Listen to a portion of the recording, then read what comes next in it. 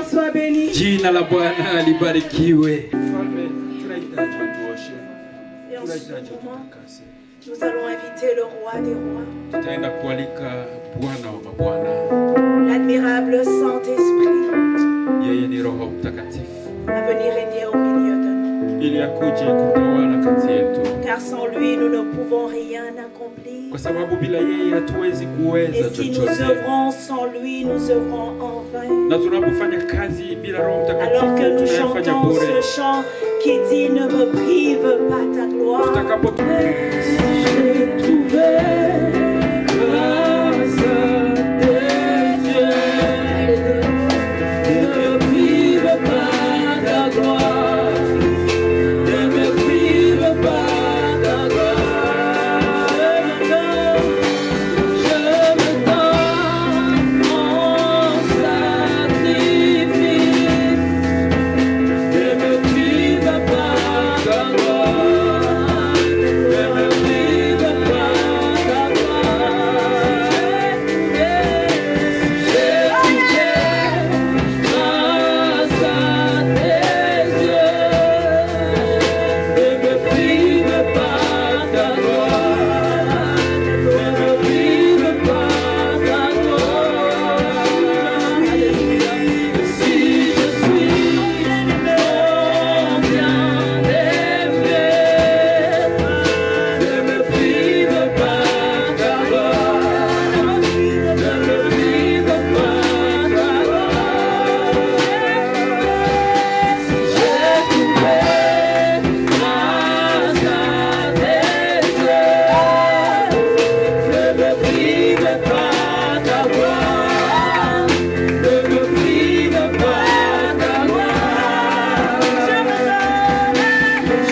me donne en sacrifice. Alléluia. Ne me prive pas ta gloire.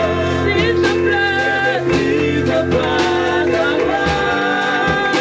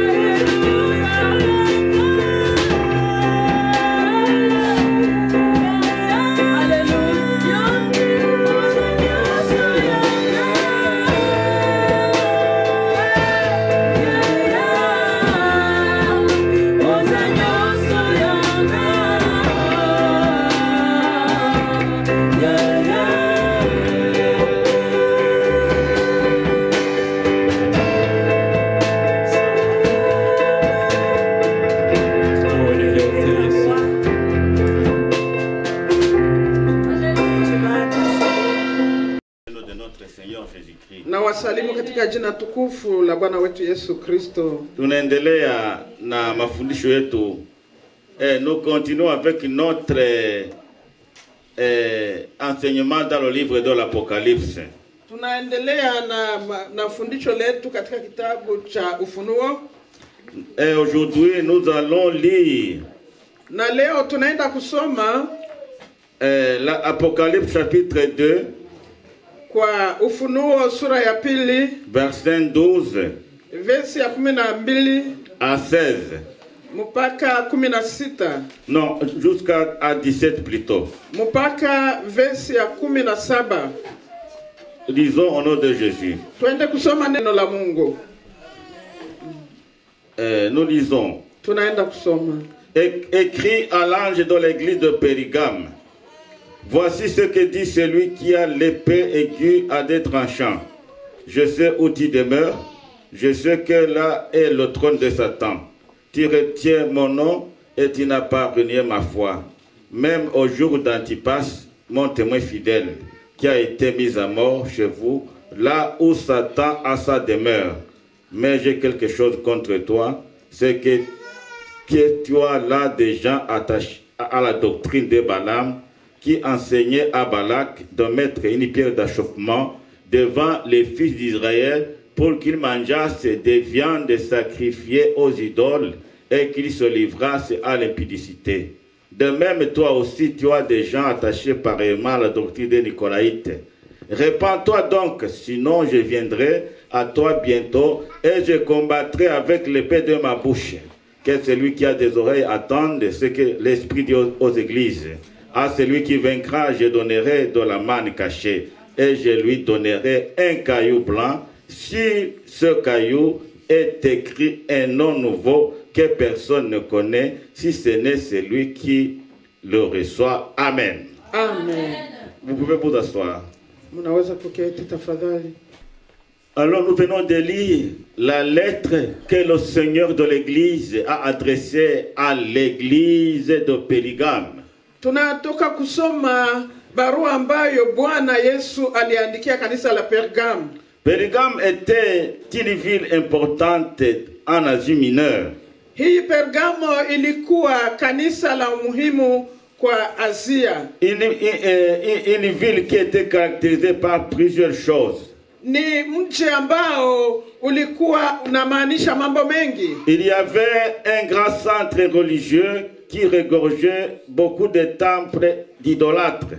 Kulikuwa kambi kubwa ya madini ambayo kulikuweko pia wale waabudu miungu. Il y avait des hôtels.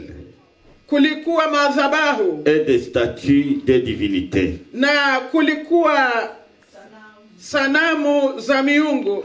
Pergame avait construit un temple dédié à l'honneur de César. Na hapo kulikuwa kumejengwa un temple dédié à César.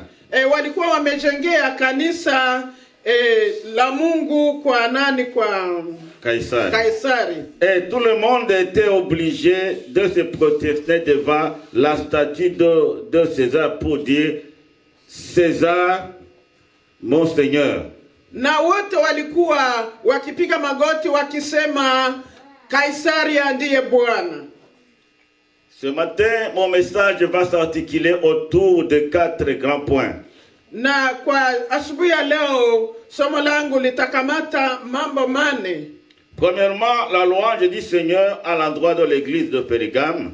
Na la kwanza ilikuwa jinsi gani Bwana aliweza kusifu hili kanisa la Pergamo. Deuxièmement, les reproches du Seigneur à l'église de Périgame. Na cha pili ni namna gani Bwana aliweza kukemea kanisa la Pergamo. Troisièmement, l'exhortation du Seigneur.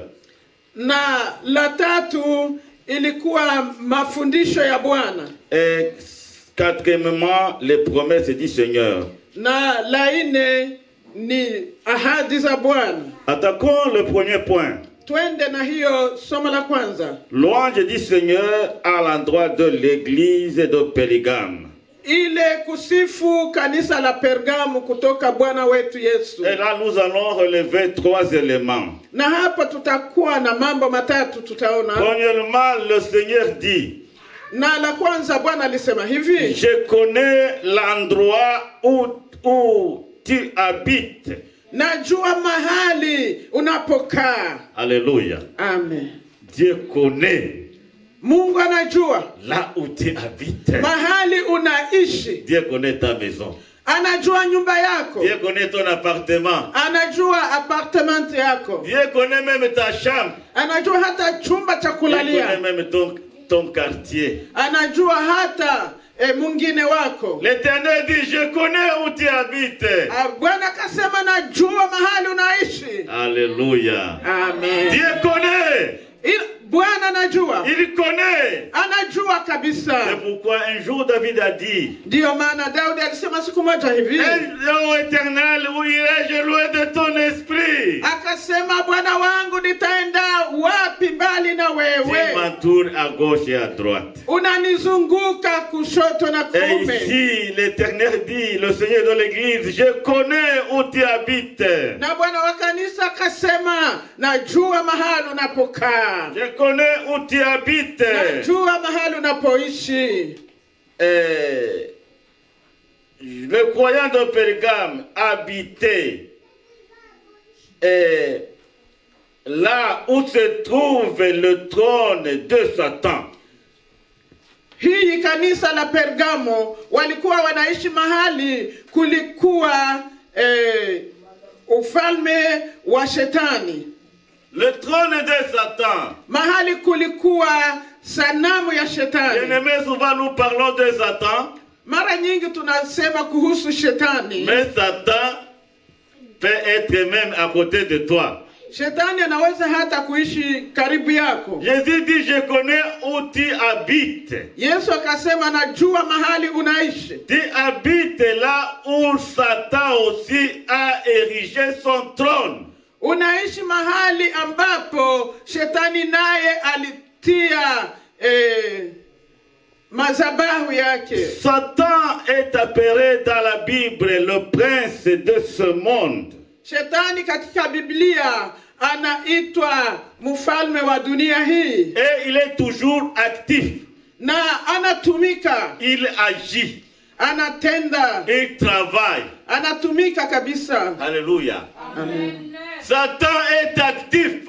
Shetani kabisa anatumika. Même dans l'église, il pénètre. Hata kwa kanisa anaingia. Même dans nos cœurs, il peut pénétrer. Hata kwa roho zetu anaweza kaingia. Il a la possibilité de s'infiltrer. Iko na ile namna ya kuweza kuingia. Et je m'en vais vous dire que le diable n'est pas un homme en chair et en os. Ninawaambia ya kwamba shetani yeye havai mwili kama sisi. Le diable est un esprit séducteur. Lakini shetani ni roho idanganyayo. Et il est accompagné toujours par des esprits séducteurs. Na anatembea kila mara na wale roho chafu. Et il est appelé le prince de ce monde. Na anaitwa mfalme wa dunia hii. Le diable.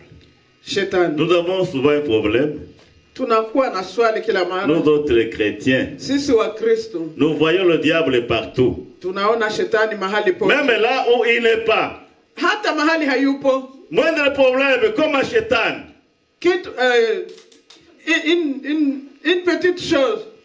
Je te réprime Satan. Ici je m'en vais vous dire que le diable n'est pas partout. Nataka niwaambia kwamba shetani si mahali pote. Le diable n'est pas omniscient. Huyu shetani si Ajua yote. mjua yote. Le diable n'est pas omniprésent. Shetani si mtu ambaye anakuwa hai kila wakati. Il ne peut pas se trouver à tout endroit en même temps. Hawezi kuwa mahali pote kwa wakati moja. Le diable est un grand esprit séducteur. Ni roho mbaya anayeongofya au anayedanganya. Il agit Anatumika d'une manière masquée. Anakuwa amejifunika. Sa façon d'agir n'est pas souvent perceptible. Hali yake ya kutumika haijulikani. Mais alors, il y a des endroits Kuna mahali où le diable a effectivement mis son trône. Mahali ambapo aliweza kujenga mnara wake. Là où le diable travaille en découvert. Mahali anatumika kabisa hadharani. C'est où? ni wapi? C'est en tout endroit où il n'y a pas les hommes et les femmes de Dieu, les hommes de Dieu. Ni mahali ambapo hawapo wa baba ambao wanajawa na Mungu wa Car les hommes de Dieu et les femmes de Dieu ne prient pas.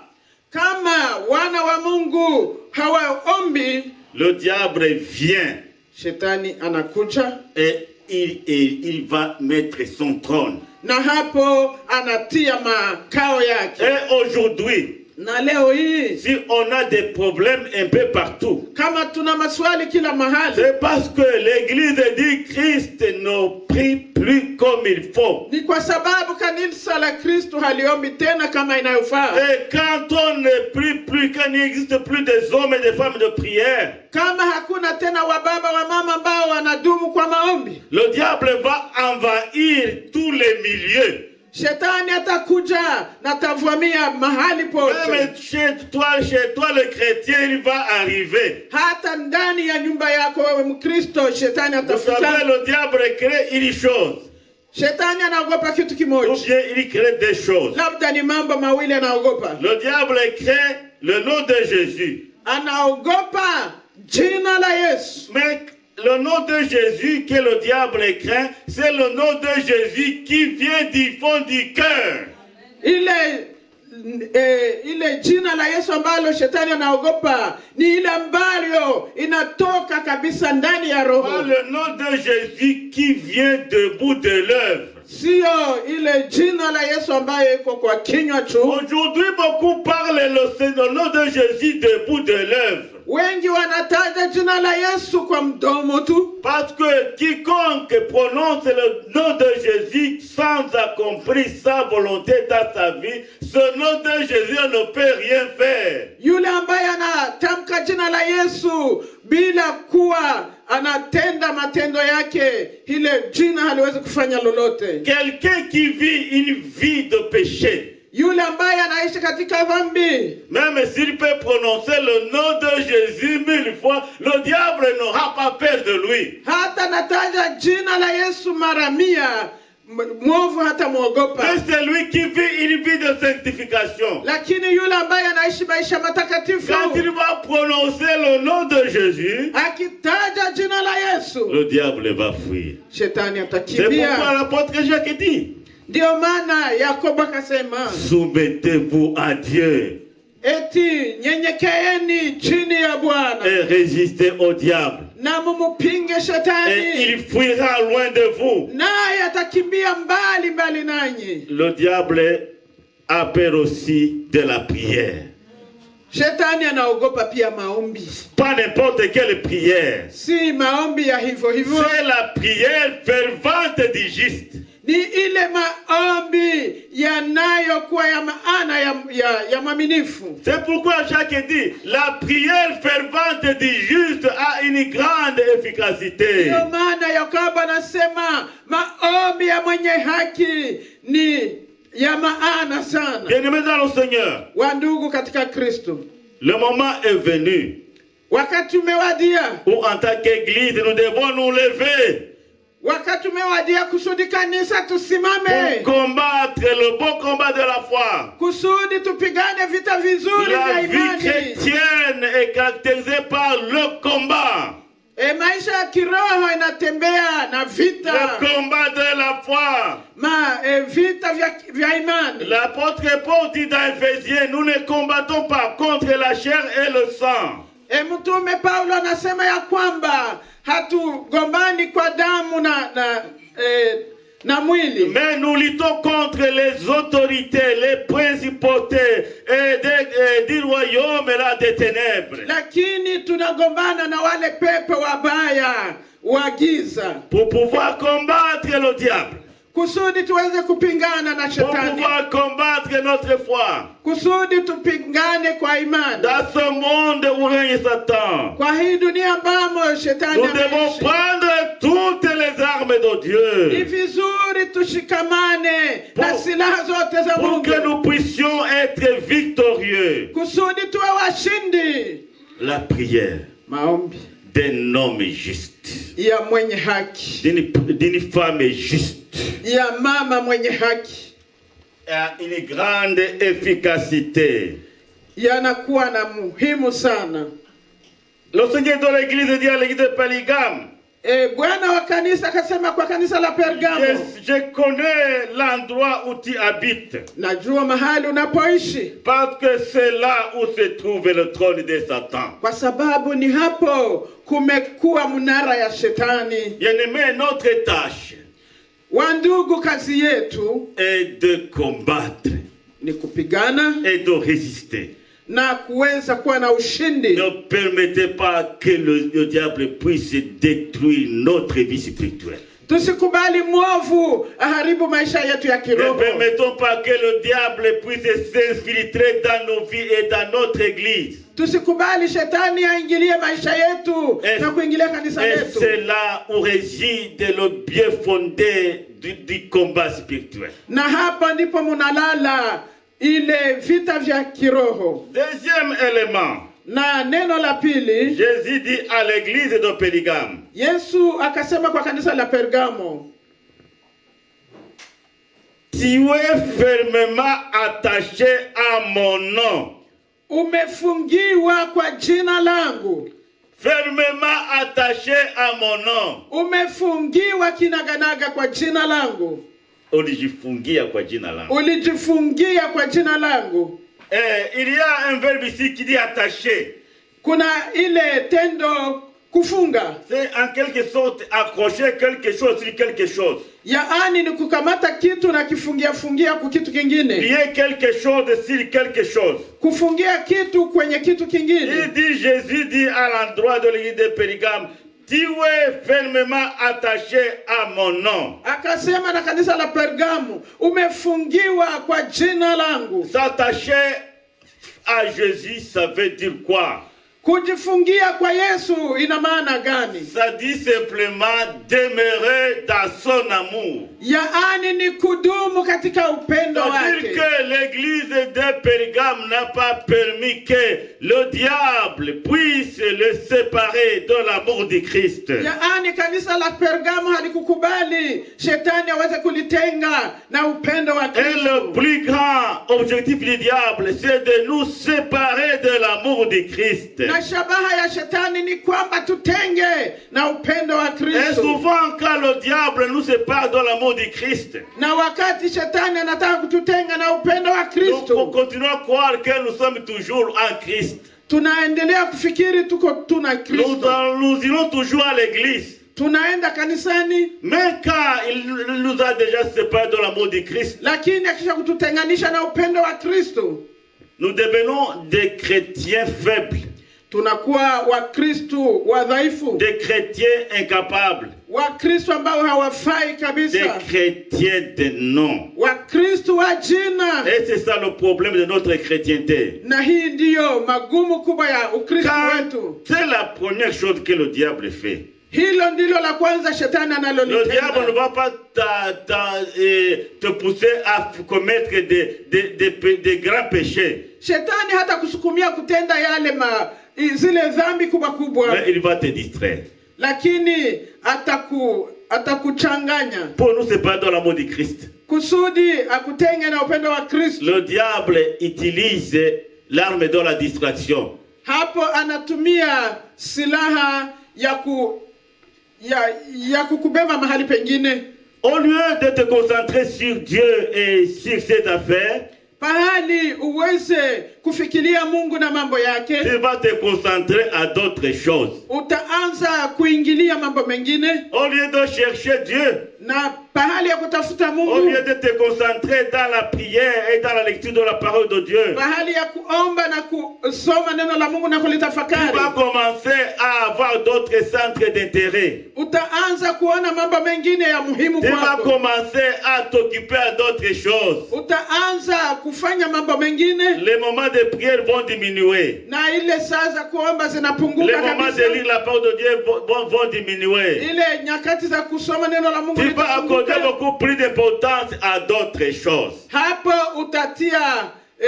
utatia mambo yako kwa utatia nyakati yako kwa mambo mengine. C'est de cette façon que le diable nous sépare de l'amour de Christ. Ni hivi shetani anatutia kando na upendo wa Kristo. Mais le diable n'est pas parvenu à séparer l'église de Pérgame de l'amour de Christ. Lakini shetani hakutenga kanisa la Pergamo na upendo wa Kristo. Malgré un environnement difficile, les chrétiens de Pérgame étaient restés fermes et attachés à Christ. Ingawaje mambo magumu, kanisa la Pergamo waliendelea kushikamana na Kristo. Bien-aimés, wapendwa, n'abandonnez pas notre Jésus.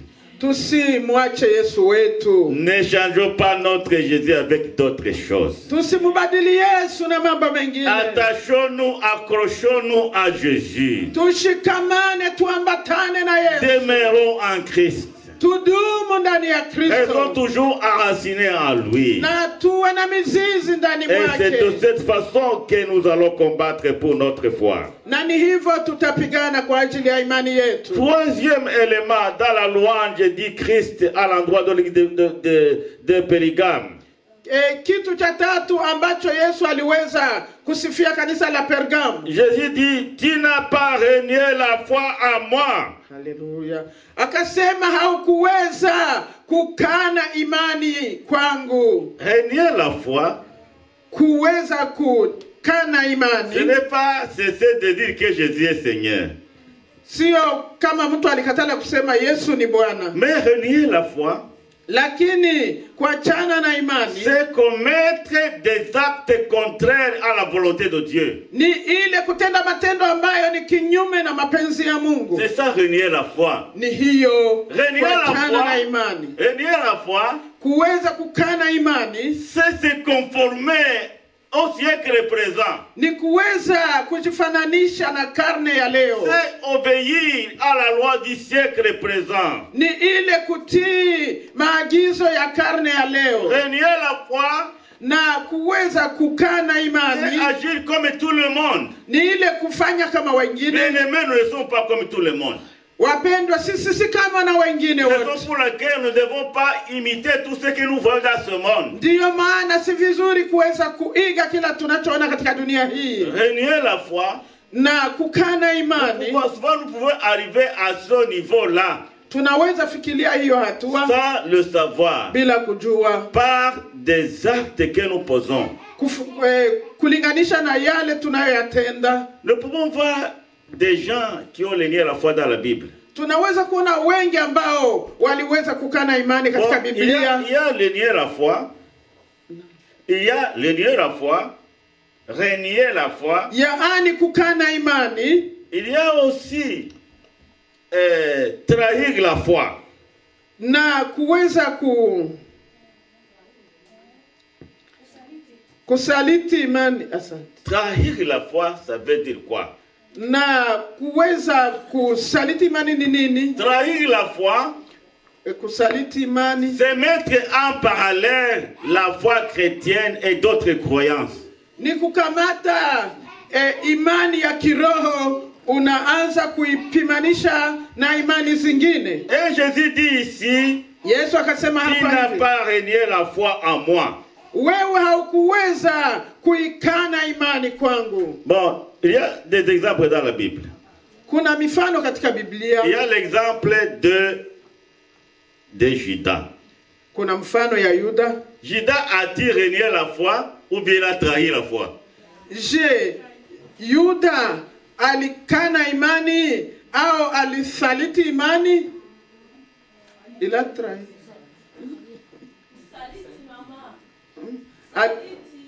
Alisaliti. Et Pierre a-t-il renié la foi ou bien il a trahi la foi? Sasa Petro yeye alifanya nini? Alisaliti au alikataa imani? Yeye alikataa. Bon, en fait, nous savons comment Pierre a agi quand Jésus était en train d'être crucifié.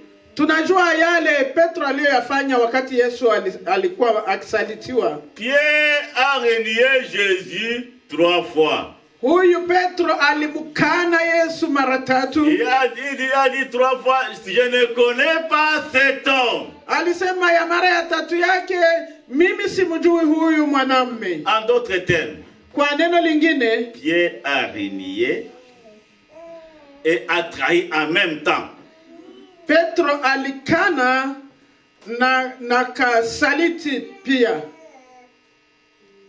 Alléluia. Amen. Je ne sais pas si vous me saisissez. Sijui kama mnanielewa. Seulement Pierre avait eu la grâce de Dieu. Petro tu alipata neema ya Mungu. Il avait un cœur repentant. Alikuwa na ile roho ya kutubu. Et Pierre s'est repenti. Yeye alitubu. Après avoir renié son Seigneur 3 fois, Alipomkana Yesu ya mara tatu yote, le regard de Jésus est tombé sur lui. na Yesu akamwelekea akamwangalia. Et Pierre a regretté. Na hapo Petro Il n'a akajuta. pas regretté seulement, Hakujuta tu, mais il s'est repenti. lakini akatubu Il a pia. commencé à pleurer amèrement. Akalia kwa machozi. Alléluia. Amen. Bien-aimé, Dieu est miséricordieux. Mungu wetu ni mwenye Dieu huruma. est compatissant. Mungu wetu ana rehema. Mais Judas, lui, Lakini Yuda, après avoir trahi son Seigneur, wakati alikuwa alishamsaliti Bwana, moyennant 30 pièces d'argent, akisha kupokea hizo franga 13, quand il a vu que Jésus était déjà crucifié, traversait une situation difficile, wakati aliona Yesu anapitia mambo magumu, il a commencé à regretter. alianza kujuta, Mais il ne s'est pas repenti. lakini yeye hakutubu. Parce qu'il avait commis quelque chose d'irréparable. Alifanya lile ambalo lilikuwa Mais ligumu si sana. Judas aurait eu l'occasion de se repentir, Kama naye angeweza kupata wakati ya kutubu, Judas allait aussi être restauré. na yeye peke naye Mais angesamehewa, il a fait un mauvais choix. lakini alikamata fungu mbaya. Lorsqu'il a décidé d'aller se suicider pour résoudre le problème. Wakati aliamua kwenda kujitundika kusudi aache yote. Est-ce qu'il a résolu le problème en se suicidant? Je, alipojitundika ni hapo mambo Voilà yaliisha. le plus grand péché de Judas. Hiyo ndiyo ilikuwa dhambi kubwa ya Yuda. Se suicider. Alienda akajitundika Parce que la grâce de Dieu était encore là pour Judas. kwa sababu neema ya Mungu ilikuwa tena L'amour kwake de Dieu Yuda. était encore pour la restauration de Judas. Upendo wa Mungu ungeweza tena kumsaidia Yuda. Mais alors le diable n'a pas lâché l'âme de Judas. Lakini shetani hakuacha huyu moyo wa Yuda. Jusqu'au point où Judas a décidé, Satan lui a dit, va te suicider, ça va. Ndiyo maana alifikia hatua shetani Judas, suicide-toi anamdanganya, là. akamwambia uende tu jitundike. Et souvent c'est comme ça que le diable nous chuchote à nos oreilles. Ni hivi shetani anatufikia kwa Tu vas masikio. voir quelqu'un, au lieu de se repentir, Mtu pahali aweze kutubu, alors souvent il écoute la voix du diable qui l'envoie à se faire du mal.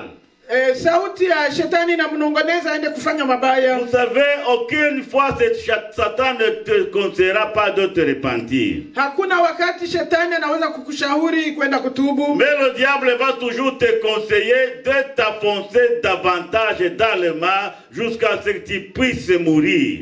Lakini atapenda uendelee kuingia na uingie kwa shimo mpaka kifo J'ai dit à chako. l'église de Pergame, Yesu akasema tu kwa kanisa n'as la pas Petro, renié la foi.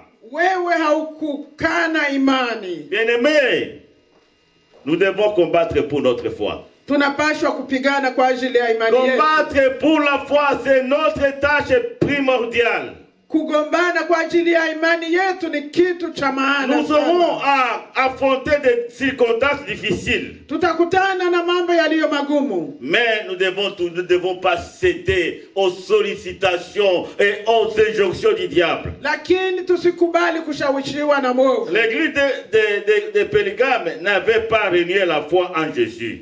Hili kanisa la Pergamo halikuweza kukataa imani katika Yesu. Ils avaient gardé la foi en Jésus-Christ. Waliweza kuchunga imani yao Ils ndani n'avaient ya pas Yesu. fléchi leurs genoux devant la statue de César. Hawakuweza kuabudu hiyo sanamu ya Kaisaria. Et ils sont de dire César est Seigneur. Na hawakuweza kusema ya kwamba Kaisaria ni Bwana. Et Jésus donne l'exemple des modèles. Des modèles. Yesu alipana mfano. C'est l'exemple d'Antipas. Alipana mfano ya yule anayeitwa Antipas. Antipas qui a été fidèle jusqu'à la mort. Huyo Antipas alikuwa mwaminifu mpaka Il a kufa. vécu le martyre à cause du nom de Jésus.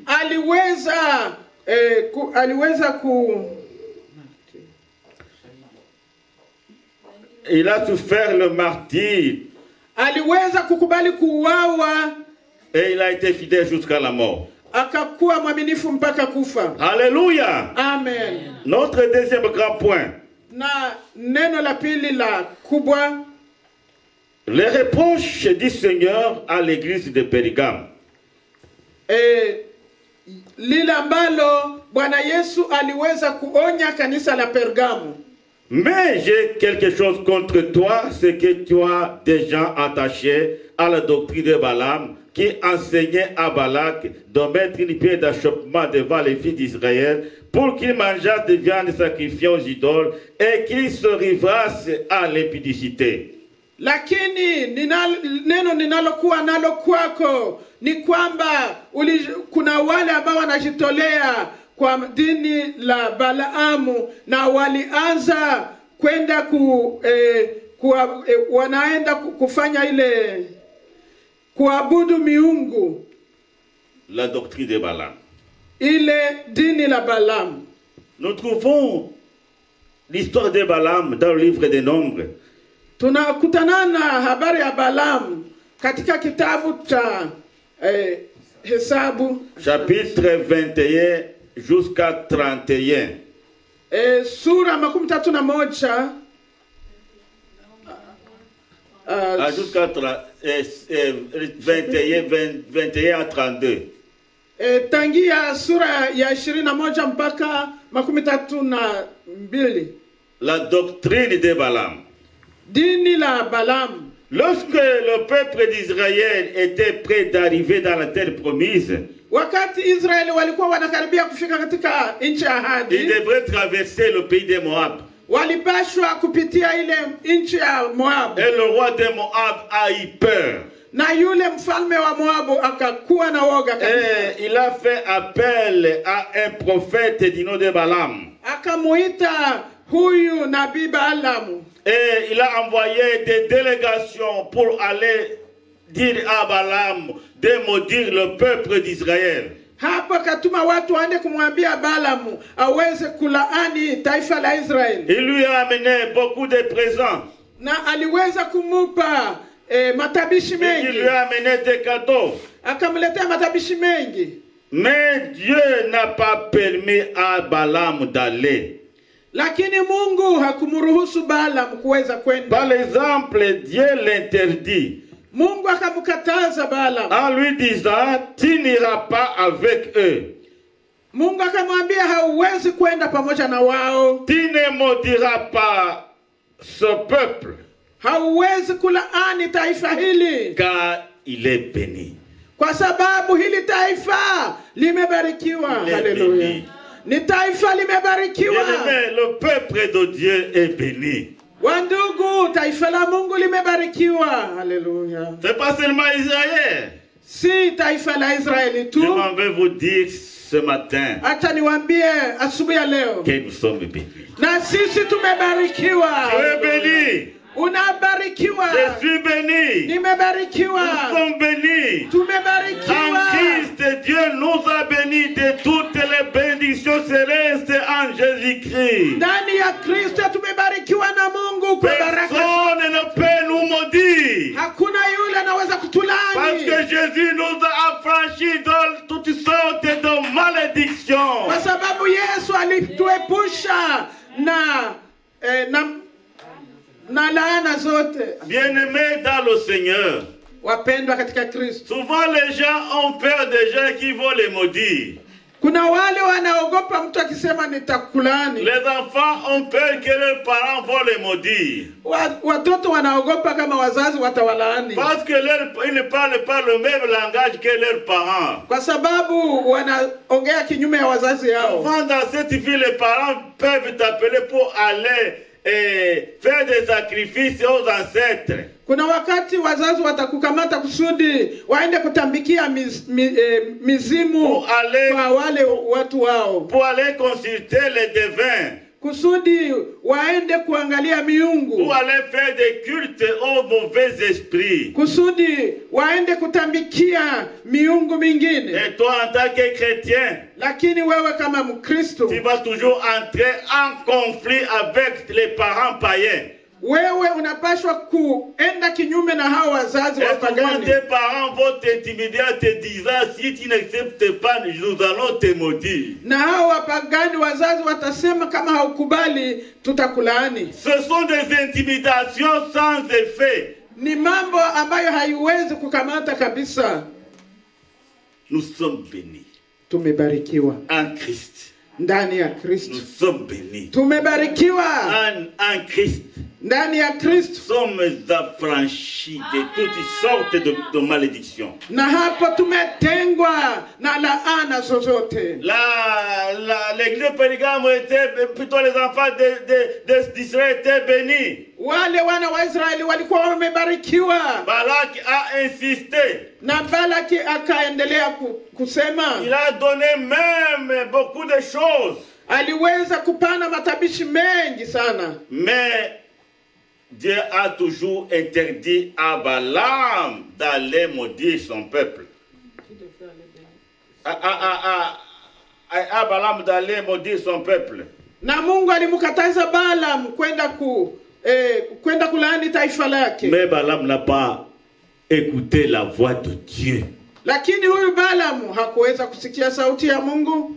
Bien-aimés dans le Seigneur, wapendwa katika Kristo, nous avons toujours le problème de ne pas écouter la voix de Dieu. Mara nyingi hatupendi kusikia sauti ya Bwana. Nous connaissons la volonté de Dieu. Tunajua mapenzi ya Mungu. Mais à cause de nos convoitises et de nos ambitions, lakini sababu ya tamaa zetu, nous mettons la volonté de Dieu à côté. Tunakamata mapenzi ya Mungu tunatupa kando. Aller faire ce que nous voulons. Tunaenda kutenda yale tunapenda. Balaam a refusé de se soumettre à la volonté de Dieu. Huyu Balaam alikatala kutii mapenzi ya Mungu. Il faisait semblant en disant au roi Barak qu'il ne peut pas bénir, que Dieu ne veut pas qu'il maudisse son peuple. Alikuwa anasema tu polepole, anaambia Balaki aseme Mungu hawezi penda kulaani hili taifa lake. Mais à l'intérieur de lui, dans son cœur, il était rongé par les convoitises des richesses. Lakini ndani yake alikuwa anatamani ile utajiri. Dieu voit partout. Mungu anaona mahali pote. Il connaît même ce qui est dans le cœur. Anajua hata lile linalala kwa moyo wako. Dieu connaissait ce qui logeait dans le cœur de Balaam. Mungu alikuwa anajua yale yanalala ndani ya Balaam. Et dernièrement, il montrait qu'il obéissait à la voix de Dieu. Na alitaka kuonyesha kama hakutii sauti ya Mungu. Mais intérieurement, il voulait toujours aller.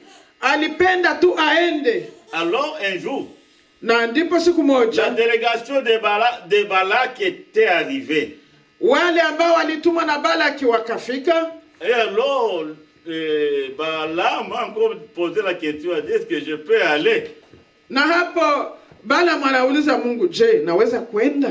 Est-ce que je peux aller? Je, naweza enda? Mais souvent nous prions. Mara nyingi tunaomba. Nous prions. Tunaomba. Dieu peut nous donner la réponse. Mungu anaweza kutupa majibu. Mais comme la réponse de Dieu ne cadre pas avec notre volonté et notre convoitise. Lakini sababu majibu ya Mungu hayatembei na mapenzi yetu na yale tunayotamani. Peut-être ce n'est pas Dieu qui a dit, pourtant c'est Dieu qui a dit.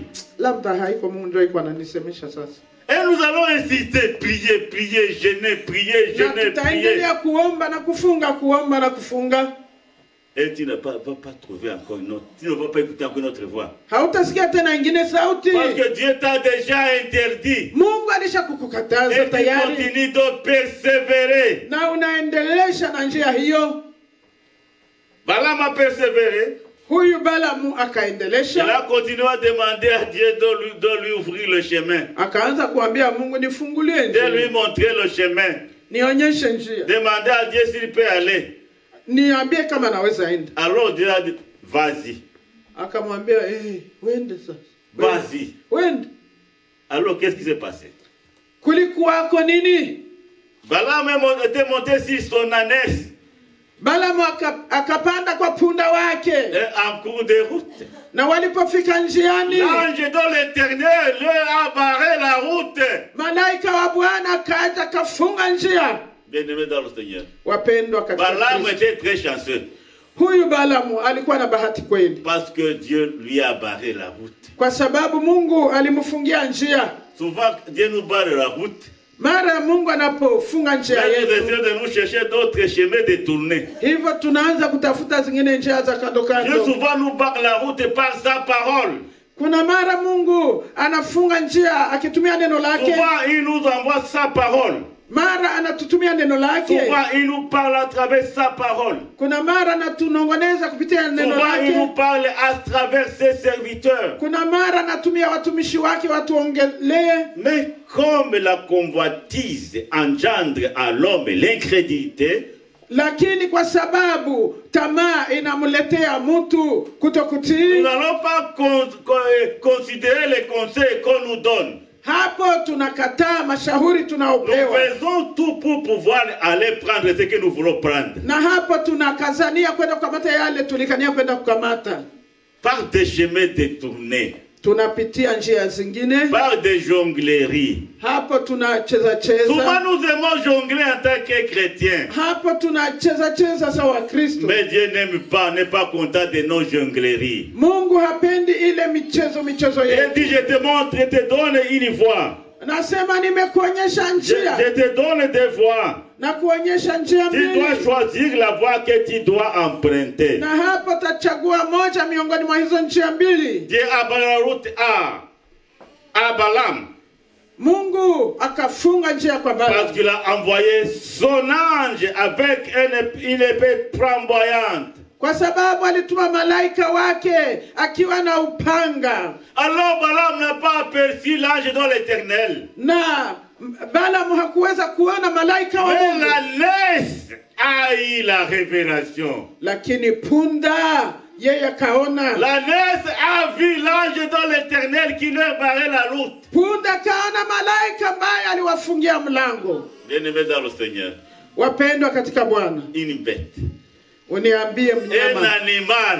mnyama kweli. Dieu a préféré accorder sa révélation à un animal. Mungu akapenda ajifungue kwa Dieu a mnyama, préféré se révéler à une ânesse akakubali kujifungua kwenye punda au lieu de se révéler à Balaam. kwa pahali ya kuweza kujifunua kwa Balamu. Alors, Balaam a commencé à fouetter l'ânesse. Balamu akaanza kupiga Il punda, a fouetté l'ânesse. akamupiga kweli, Et l'ânesse ne voulait pas avancer. naye hangeweza Il a kuendelea, frappé l'ânesse davantage. akapiga sana. Et quand l'ânesse a senti la douleur, Na wakati punda alisikia ameumizwa, l'ânesse s'est dressée contre lui. na yeye Et akamzungumza, l'ânesse a parlé dans son langage. na yule punda naye Il akasema a kwa parlé lugha yake. comme un homme. Akasema kama Il mwanadamu, a parlé à Balaam. akamwambia Balamu, Balaam, tu me frappes pourquoi? nasema Balamu, mbona sasa Connais-tu un unanipiga? jour, un autre jour où j'ai refusé de t'obéir? Kuna siku nyingine nilikatala kukutii, Chaque jour je te sers, je te porte. kila siku ninakuchukua na Pourquoi me tunaenda. frappes-tu? Kwa nini Il y a umenipiga? quelque chose de surnaturel qui m'empêche d'avancer. Kuna kitu cha ajabu ambacho kinanikataza kuendelea. Et à ce moment-là, Dieu a ouvert les yeux de Balaam. Na hapo hapo Mungu akafungua pia macho ya Et Balamu, Balaam a vu l'ange de l'Éternel. naye akakaza macho kasema, aha, akaona malaika wa Bwana, Avec une épée flamboyante. akaona anakuwa na upanga mkali. Alors l'ange de l'Éternel a dit à Balaam, Na basi punda akamwambia Balaam, comme tu veux, qui a parlé à Balaam? comme c'est l'ange Ah de oui, l'Éternel, pardon. comme tu as refusé de m'obéir, Kisha malaika wa Mungu akamwambia Balaam, kwa sababu likatala kunitii, vas-y, endelea sasa. mais ne maudis pas le peuple, ne maudis pas mon peuple. Lakini uende na usilaani taifa langu. Oui, Balaam était d'accord, mais à lui-même, il savait qu'il allait maudire. Alimwambia silaani, lakini alikuwa ndani yake alikuwa anajua nikifika Et lorsqu'il est arrivé chez le roi Barak, na wakati anafika sasa kwa mfalme lorsqu'il a voulu commencer à maudire, na wakati alipotaka kuanza ce sont kulani, les bénédictions qui sont sorties. baraka zikaanza kutoka. Les bénédictions sur bénédictions. Baraka. Alors tu vois que Balaam ne pouvait pas encore recevoir les richesses. Unaona kama hangeweza tena kupata Mais utajiri, comme il voulait à tout prix prendre cette richesse, lakini sababu alikuwa anatamani hiyo utajiri, et il a conseillé au roi Barak. akamshauri mfalme Balaki. Oui, ce peuple ne peut pas être maudit. Akamwambia, hey, unajua hili taifa haliwezi kulaaniwa. Mais si tu veux que il soit maudit, Kama unataka walaaniwe, moi je te conseille ninakushauri hivi, de pousser ce peuple à pécher. wewe uwasukumie kwenda kutenda dhambi, Et quand ce peuple va pécher, na wakati watatenda dhambi, ils auront des problèmes avec leur Dieu, hapo watapata magumu na Mungu wao, et leur Dieu va les détruire. na hapo Mungu atawaangamiza. Alors qu'est-ce que Balak a fait? Na Balaki akafanya nini? Il a envoyé les femmes moabites. Akawatuma wale wanamke wa Moabu, Des très belles femmes de Moab wanamke warembo wa huko Moabu, qui ont envahi le camp du peuple d'Israël. wakaingia kwa kampi ya Israeli, Et les enfants d'Israël les ont aimés. na watoto wa Israeli wakawapenda, Ils ont commencé à marcher avec eux. na wakaanza kutembea pamoja Ils ont nao, commencé à sacrifier, même à adorer leur Dieu. na wakaanza hata kuabudu miungu yao. Alors la cause de Dieu s'est enflammée. Na hapo hasira ya Mungu ikawaka, Et dans une journée, na kwa siku moja tu 24 000 enfants d'Israël sont tombés. 24,000 Ils sont tombés. 24,000 wakaanguka, Ils sont tombés. wakaanguka. Et qu'est-ce qui a arrêté la plaie? Na nini iliyosimamisha hiyo kidonda? À un moment donné, Phiné, le fils du sacrificateur Aaron, Ni wakati mmoja ambapo mtoto wa Aroni, Fine, a vu un Israélite qui entrait dans sa tente avec une femme moabite. alipoona mtoto wa Israeli akiingia kwa hema lake na mwanamke wa Moabu, Il a pris sa lance et il a tué l'homme et la femme. akakamata mkuki yake akaua huyo mume na mke, Et le fléau s'est arrêté. na hapo hiyo dhara ikasimama. Bien-aimés dans le Seigneur, Wapendwa katika Kristo, on ne peut pas dire que la doctrine de Balaam a réussi. hatuwezi sema ya kwamba hii dini ya Balaam iliweza kwenda vizuri au kufanikiwa, Parce que finalement, après ce moment-là de désordre, kisha hiyo wakati ya mchanganyiko, le peuple d'Israël se ressaisit. taifa la Israeli waliweza kujiswali tena Et ils se sont repentis. na wakatubu. Bien-aimés dans le Seigneur, Wapendwa katika Kristo, sans aller très loin, bila kwenda mbali, le péché de l'immoralité sexuelle hii dhambi ya uasherati fit le piège ilikuwa mtego qui a poussé les enfants d'Israël ilikuwa mtego ambayo ilisukuma watoto wa Israeli à se rebeller contre Dieu. waliweza kwenda mbali na Mungu. Le piège ici consiste à la compromission avec le monde. Hapo walienda kujifananisha na dunia. Balaam a poussé le peuple d'Israël à se mélanger avec le monde. Balamu akatuma taifa la Israeli wanachangamana na dunia, Et cela a coûté cher na hiyo iliwakamata à ce peuple. mambo mengi. Kwa hiyo taifa, Un peuple qui a manqué du discernement. taifa ambalo halikuwa na utambuzi. Israël a manqué du discernement. Israeli walikosa utambuzi. Mais aussi les dirigeants du peuple qui dirigeaient le peuple dans son voyage a manqué du discernement. Viongozi pia wa taifa hilo walikosa utambuzi. Moïse a manqué du discernement. Musa naye hakukuwa na Parce que utambuzi. Moïse devrait en même temps taper la main sur la table et dire, vous êtes le peuple de Dieu, ne faites pas ça. Yeye Musa angepashwa kusema mwachie hapo nyinyi taifa la Et Bwana. Moïse et Aaron et les anciens d'Israël ont laissé le peuple dans son désordre. Na Musa na Aroni na wale wazee wa Israeli waliacha watu wakaingia katika mambo Il a mabaya. fallu que Dieu lui-même intervienne en leur envoyant une fléau. Mungu mwenyewe ili mubidi atukie na akaweza kuleta tauni. 24 000 hommes et femmes et enfants sont tombés dans la plaine de Moab. 24,000 wote walikufa. Bien-aimés dans le Seigneur, Wapendwa katika Kristo, lorsque une église ou un chrétien commence à accepter les pensées et les comportements du monde, wakati Mkristo anaanza kutembea kwa mambo ya dunia, il est perdu.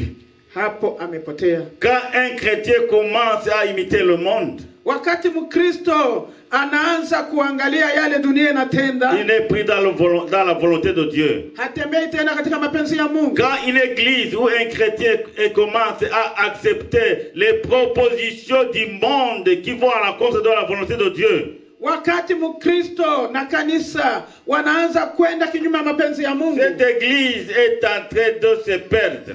hilo kanisa liko linaenda kupotea. L'église ne peut s'empêcher de se conformer au monde. Kanisa haliwezi acha kutembea kama vile dunia. Et pourtant l'apôtre nous dit ne vous conformez pas au siècle présent. Ingawaje neno la Mungu linasema tusiweze kufananishwa na karne ya leo. Bien-aimés dans le Seigneur, l'église est comme un bateau. Kanisa ni kama fimbo. Mashua. Bateau. Kanisa ni kama mashua. Un bateau sur la mer. Mashua ambayo imetembea baharini. Le bateau marche toujours au-dessus de la mer. Mashua inatembea juu ya maji. Mais l'eau de la mer ne doit pas pénétrer dans le bateau. Yaani maji ya bahari haipashi kuingia kwenye mtumbwi au kwenye mashua. Quand l'eau de la mer entre dans le bateau, wakati maji yanaingia kwenye mashua, c'est la catastrophe. Hapo ni ole. Il va y avoir un naufrage. Hapo kutakuwa watu kuzama. Et tout le monde va périr. Na watu wote watakufa. Bien-aimés dans le Seigneur. Wapendwa katika Kristo. Nous sommes dans le monde.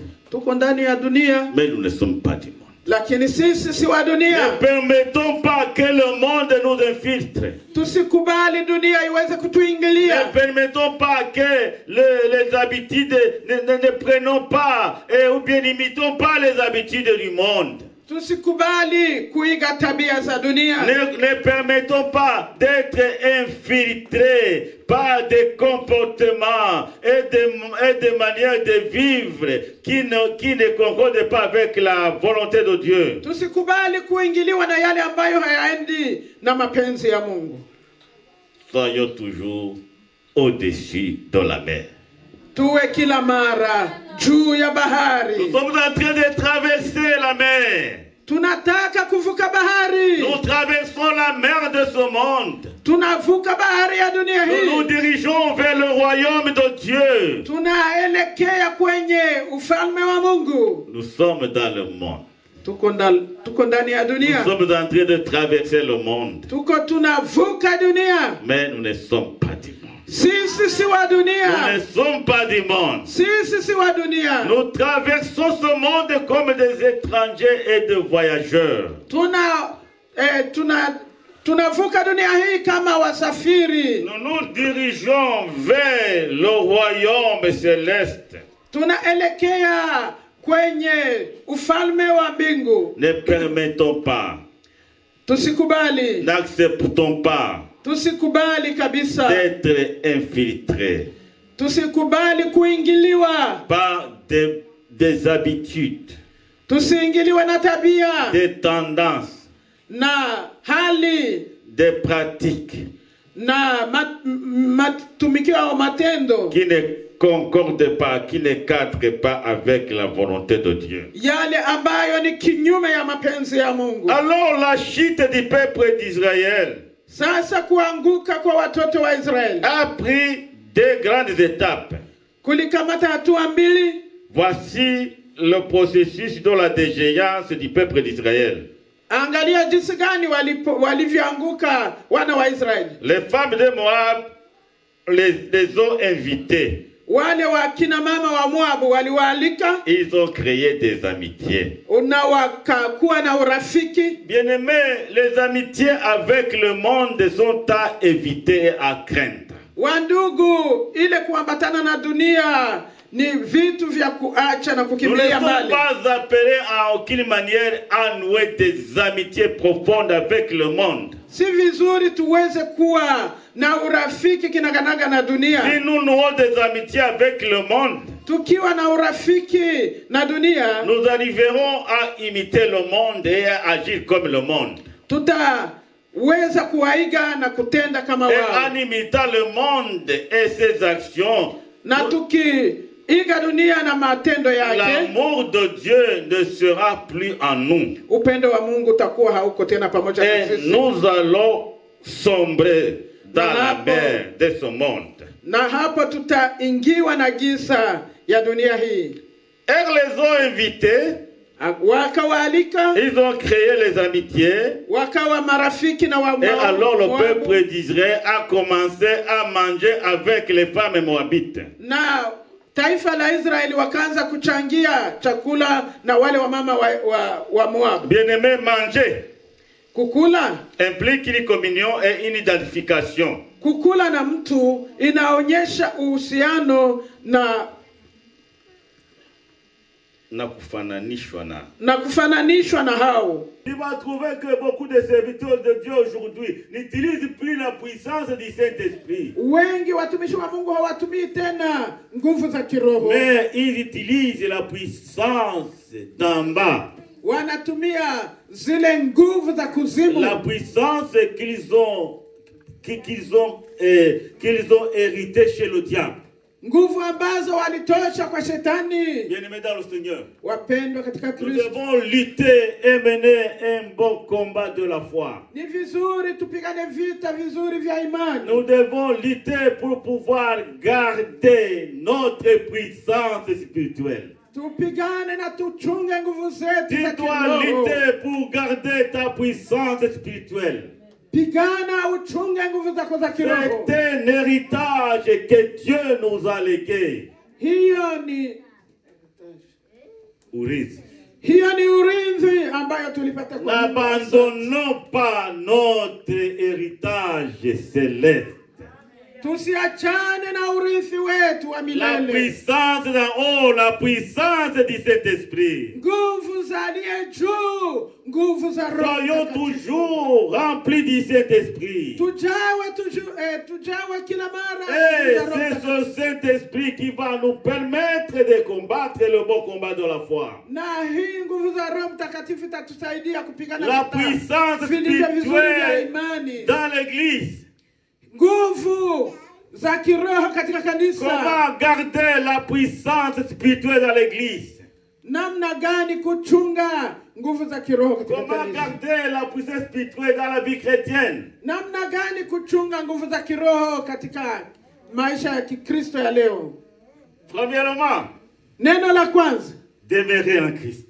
ni kudumu katika Kristo. Demeurer dans sa parole. Ni kudumu katika neno lake. Éviter de se conformer au siècle présent. Tusifananishwe na karne ya leo. Pour garder la puissance spirituelle dans l'église, il faut 3 choses. Na kusudi tuchunge nguvu za kiroho katika kanisa kuna mambo matatu. Premièrement, La kwanza, demeurer en Christ. kudumu ndani ya Yesu Kristo. Deuxièmement, La pili, garder. Deuxièmement, Gardez la parole de Dieu. demeurer en Christ. Deuxièmement, kuachana na nani ya leo. bon, demeurer en Christ.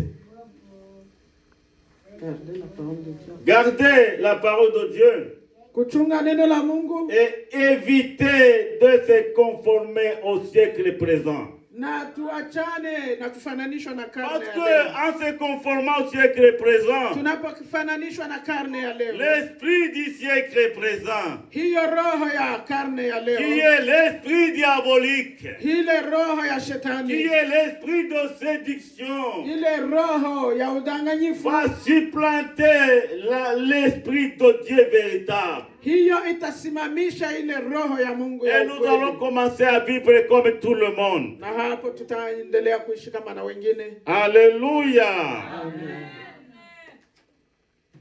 Troisièmement, c'est l'exhortation. Cha nne, cha tatu ni kutoa injili. Alors Dieu exhorte l'église de Pérgame à faire une chose. Na hapa Mungu anawahimizi kanisa la Pergamo Il kusema dit, kitu. toi église de Pérgame, répands-toi. Wewe kanisa la Pergamo, tubu. Alléluia. Amen. La repentance. Kutubu. Et il nous dit ce matin, Na anatuambia na sisi, repentez-vous. tubuni. Repentez-vous. Tu Tubuni. vas me dire, pasteur, je vais me repentir quoi? Pastor, unataka nitubu nini? Tu vas te repentir de tout cela que tu fais.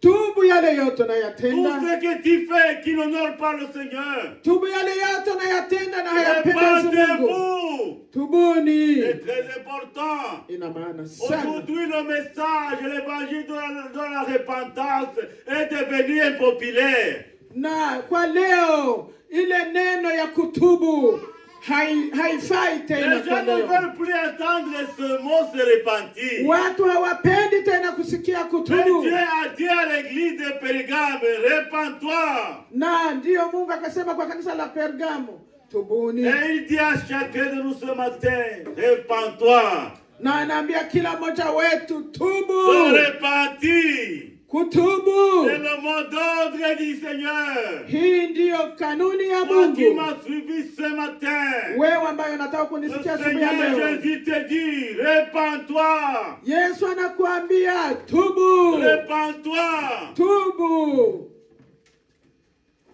Oh, tu te demandes qu'est-ce que le pasteur veut dire. Uko anajiuliza sasa pasteri hivi anataka Le kusema nini? pasteur dit seulement, repens-toi. Anasema tubu. Repens-toi. Tubu. Haleluya. Parce que sans la repentance, Bila utubio il est impossible d'entrer dans le royaume de Dieu. huwezi kuingia katika ufalme wa Parce que Mungu. Jésus, dans son premier message d'évangélisation, il disait, Kwa sababu Yesu katika kutoa injili kwake alisema hivi. repentez-vous car le royaume de Dieu est proche. Alikuwa akisema tubuni kwa maana ufalme wa Mungu umekaribia. Enfin, le dernier point du message, Na neno la mwisho ya somo hili ce sont les promesses du Seigneur. ni ahadi za Bwana. Il dit à celui qui vaincra, Akasema kwa yule atakayeshinda je donnerai de la manne cachée. nitampatia mana iliyofichama Et je lui donnerai un caillou blanc. na nitamupa jiwe nyeupe. Et sur ce caillou est écrit un nom nouveau. Na hapo kwa hilo jiwe kumeandikiwa jina mpya. Que personne ne connaît. Hakuna yule anayelijua. Si ce n'est celui qui le reçoit. Ni yule atakayelipokea tu. Dans cette promesse, Katika ahadi hii nous avons trois choses. muna mambo matatu. Premièrement, La kwanza, celui qui vaincra. yule ashindaye. Bien-aimé, le mot vaincre, Ile kushinda, ushindi. c'est un mot qui indique qu'on est dans le combat. Hiyo inamaanisha kwamba tuko katika vita. Nous sommes dans le combat. Tuko vitani Et l'objectif est de vaincre. na shabaha ni kushinda. Et Jésus dit, c'est lui qui vaincra. Yesu akasema yule Nous ashindaye. devons lutter pour vaincre. Tunapigana kusudi tuwe Pas washindi. pour être vaincu. Hatupigane kusudi Le tushindwe. Seigneur dit, c'est lui qui vaincra. Yule ashindaye. Premièrement, je lui donnerai la manne cachée. Cha kwanza nitampa ile manu ambayo imefichama. De même qu'Israël a reçu la manne du ciel comme nourriture dans le désert. Kama vile Israeli aliweza kupata manu jangwani. La manne cachée est pour le croyant l'image de la communion intime avec le Seigneur à travers sa parole. Ile manu iliyofichwa ni mfano wa La communion intime avec le Seigneur ni mfano wa ile kushikamana na Mungu à travers sa parole. kupitia neno lake. Et ça c'est très important. Hiyo iko na maana La sana. manne cachée, Ile manu iliyofichwa, communion intime avec le Seigneur ile kuambatana na à Bwana travers sa parole. kupitia njia ya neno lake. Jean 6:35 nous dit, Yohana 6:36. je suis le pain de vie. Akasema mimi ni mkate wa Celui uzima. qui croit en moi n'aura jamais faim. Yule anayeniamini hatapata Et njaa. celui qui croit en moi n'aura jamais soif. Na yule anayeniamini hatapata Fils, kiu. le pain de vie Yesu mkate wa uzima. constitue la manne cachée que le monde ne connaît pas. Hii ni mfano wa imani inafichama ambayo Celui qui dunia croit haijui. en Jésus est satisfait. Yule ambaye anamwamini Yesu anatosheka. Celui qui croit en Jésus n'aura jamais faim. Yule anayemwamini Yesu hatapata Parce njaa. qu'il va toujours être nourri à travers la parole de Kwa Dieu. sababu atalila kila mara neno Et la Mungu. celui qui croit en Jésus n'aura jamais soif. Na yule anayemwamini Yesu hatapata Parce kiu. que les fleuves dont vive vont couler régulièrement de son sein. Kwa sababu chemchemi ya maji ya uzima yatabubujika kila Il mara. sera rempli du Saint-Esprit en permanence. Atajawa na nguvu za Roho Mtakatifu. C'est ça mara le kwa mara. sens de la manne cachée. Hii ndiyo maana ya manu inayofichama. Deuxième promesse. Na ahadi ya pili, Celui qui croit en moi, je lui donnerai un caillou blanc. nasema yule atakayeniamini nitampa jiwe mweupe. Normalement, en Orient, dans les grandes fêtes, Hapo en Orient, huko Mashariki, mashariki, wakati ya sikukuu kubwa, on donnait des pierres. walikuwa wanapanda mawe mawili. Il y avait une pierre noire Walikuwa wanapanda jiwe mweusi et une pierre blanche.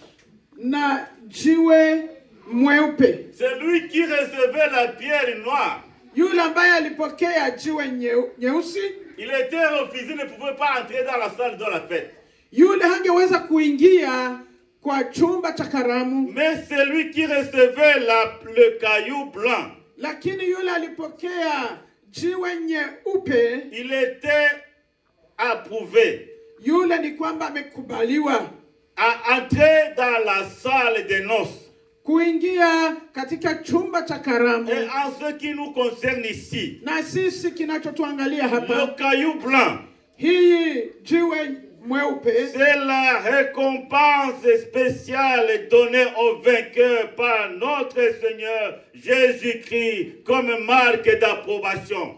hii ni zawadi ambayo Yesu anawapa walio wake kuonyesha ya kwamba wamekubaliwa naye Comme des vainqueurs. kama washindi, Et cela comme marque de son approbation. hiyo ni alama ya jinsi wamekubaliwa. Celui qui vaincra Yule atakayeshinda va recevoir atapata le caillou blanc jiwe nyeupe, comme signe d'approbation. alama ya jinsi amekubaliwa. Et le troisième promesse, Na ahadi ya tatu, si ce caillou blanc, kwa hiyo jiwe cela écrit un nom nouveau. hapa kutaandikiwa jina Un mpya, nom nouveau, bien-aimé dans le Seigneur. jina mpya wapendwa Et katika nous que nous Kristo. portons ici, nous ne le porterons pas au ciel. Majina tunayo leo hatutayakuwa nayo Et le mbinguni, nom que nous allons porter au ciel, personne ne connaît son nom. na ile jina tutakuwa nayo mbinguni hakuna anayejua jina lake. Cela écrit ici le caillou blanc d'approbation. Hapo hiyo majina itaandikiwa kwa jiwe nyeupe aliyokubaliwa. Ne connaîtra son nom si ce n'est celui-là qui a reçu le caillou blanc. Hakuna mwingine atajua jina hilo isipokuwa yule ambaye alipokea hilo jiwe nyeupe. Le nom nouveau, Jina mpya c'est le nom de communion ni jina ya uambatano, usiliano entre un chrétien et son Dieu. kati ya Mkristo na Mungu C'est wake. Dieu qui va t'appeler Ni Mungu atakaye kuita et qui va répondre. na utajibu. Personne ne va te mettre dans tes affaires. Hakuna mwenye ataingilia Même mambo celui yako, qui fit ton mari. hata na mme wako. Et lui sera mis de côté dans un autre cadre. Yeye atakuwa mahali pake Il aura pengine. aussi son nom s'il est vainqueur. Kama alishinda naye atapata naye jina C'est lake, le nom secret de Dieu. na hiyo ni jina siri ya Mungu. C'est le mot Haleluya! de passe entre Dieu et son enfant. Ni neno ambalo linafichwa kati ya Mungu na mtoto Le wake, nom nouveau.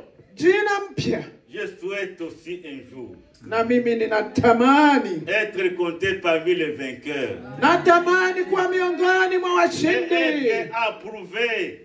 na nikubaliwe Tenir le caillou blanc entre mes mains. kuwa nimeshika jiwe nyeupe Et lire mkononi mwangu na le kusoma, nom nouveau. nasoma jina Le mpya, nom nouveau. jina mpya Qui préfigure un changement. ile ambayo inamaanisha Un mabadiliko, changement de nature. mabadiliko ya De hali, nature transitoire de l'être humain à une nature et à une dimension surnaturelle et divine. ni hali ya kubadilishwa kwa mwili na kwenda kufananishwa na hali ya kiungu. Bien-aimés, que Dieu nous bénisse. Natubariki. Haleluya. En conclusion, Na kwa umwagi, disons ceci. acha tuseme hivi, Par manque de vigilance, kama hatukeshi, par manque de vigilance, kwa kukosa kukesha, les saints de Périgame avaient laissé agir dans l'assemblée des personnes étrangères. Les saints de Périgame avaient laissé agir dans l'assemblée des personnes étrangères. hapa waaminifu au watakatifu wa Pergamu waliweza kwenda kuchangia na watu wa nje. Et ces personnes ont prêché la mondanité et l'idolâtrie. Na hapo walianza kuhubiri mahubiri ya dunia na kuabudu sanamu. C'est la doctrine des Nicolaïtes. Na hiyo ilikuwa sasa dini ya Wanikolai Et la doctrine de Balaam. na dini la Balaam. Souvent le manque de discernement et l'énergie morale Tunapokosa utambuzi na nous uangalifu, manquons pour juger le mal. hapo tunashindwa kujua mabaya. Nous avons besoin d'un esprit de discernement. Tuna haja ya roho ya utambuzi, Esprit de discernement dans nos foyers. roho ya utambuzi katika jamaa zetu, Esprit de discernement dans l'éducation de nos enfants. roho ya utambuzi katika mafundisho ya watoto wetu. Il y a des parents qui ont peur de leurs enfants. Kuna wazazi wanaogopa watoto wao. Dis-moi, pasteur, ce n'est pas vrai. Utasema pasteur, na Il y a wewe des parents qui n'ont pas le courage de dire à l'enfant, mon enfant, ça ce n'est pas bon. kuna wazazi wanashindwa kuambia mtoto achia pale, hiyo si mema. Vous me dites que je mens. Mtasema nadanganya. Les parents, beaucoup de parents ne veulent pas froisser leurs enfants. Hawapendi wapatishe haya watoto Ils wao. veulent que leurs enfants fassent ce qui leur semble bon. Wanataka watoto wafanye yale yote Ils veulent que yanayowapendeza. leurs enfants s'habillent comme n'importe tout le monde. Wanataka watoto wavae kama watu wa dunia hii. Bien-aimés dans le Seigneur, Wapendwa katika nous Kristo, devons prendre nos responsabilités tunapashwa kukamata majukumu yetu et demander au Seigneur na tumusihi Bwana pour nous donner l'esprit de discernement atupe roho ya utambuzi afin de savoir séparer, discerner le bien du mal. tuweze kutambua mema na mabaya.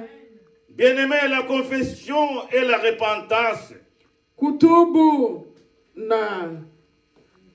na kuacha, kutubu na kukiri kutubu na kukiri, asante, sont les seuls chemins du relèvement. hiyo ndiyo njia yenyewe ya kuweza kuinuliwa. Pour nous, comme pour Périgame, Kama kwetu sisi na kanisa la Pergamo, nous sommes conviés à la repentance. tunahitaji utubio.